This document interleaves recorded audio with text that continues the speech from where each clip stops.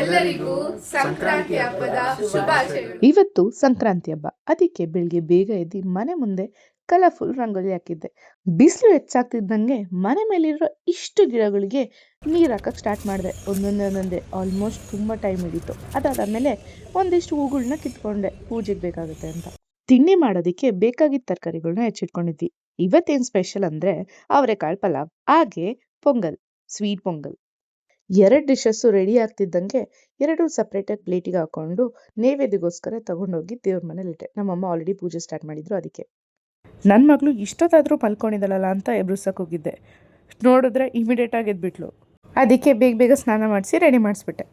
ಹಬ್ಬಕ್ಕೋಸ್ಕರ ಅವಳಿಗೆ ಹೊಸ ಬಟ್ಟೆ ತಂದಿದ್ದೆ. ಅವಳ ಡ್ರೆಸ್ಸಿಂಗ್ ಮ್ಯಾಚ್ ಆಗಲಿ ಅಂತ ನಾನು ಈ ಬ್ಲೂ ಕಲರ್ ಸ್ಯಾರಿ ಇಟ್ಕೊಂಡಿದ್ದೆ. ಬಟ್ ಸಿಮಿಲರೇ ಇದೆ, ನಂಗಂತೂ ಇಷ್ಟ ಆಯಿತು.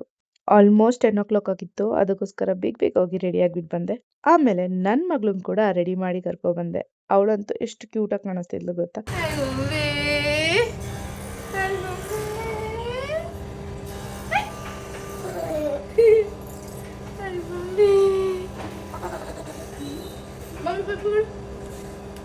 ಆಮೇಲೆ ಮನೆಯವರೆಲ್ಲ ರೆಡಿಯಾಗಿ ದೇವಸ್ಥಾನಕ್ಕೆ ಹೋದ್ವಿ. ನಮ್ಮಮ್ಮ ಸೂರ್ಯದೇವನಿಗೆ ಗೋಧಿ ದಾನ ಮಾಡಿದ್ರು, ಮನೆಯವರೆಲ್ಲರಿಗೂ ಒಳ್ಳೇದಾಗಲಿ ಅಂತ.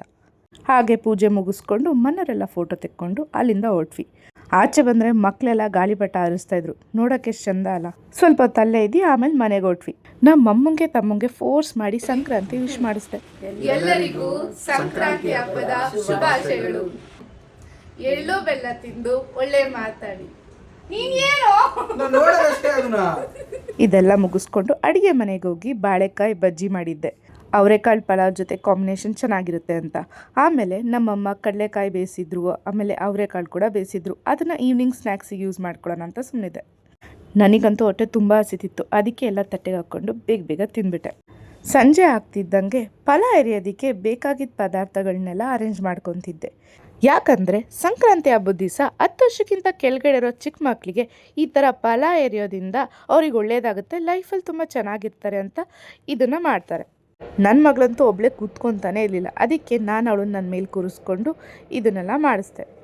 ಸ್ವಾಮಿಗೆ ಆರತಿ, ಭೂಮಿಗೆ ಕೀರುತಿ, ಸಿಂಗಾರ ತೆನೆ ಎಲ್ಲ ಬಂಗಾರ ಕಣಗಣವು, ಭಂಡಾರ ತುಳುಕಲಿ ತುಂಬಿ ಭೂದೇವಿ ಸಿರಿವರವು, ಸುಗ್ಗಿ ಹಿಗ್ಗಿ ಹರಳಿತು ಮನೆ ನಗುವಿನ ದನೆ ಕೊನೆ ಹೋ, ಬಾಗಿ ನಮಿಸುವೆ ಮಂದಾರ ಲಕುಮಿಯ ಪಾದಕ್ಕೆ,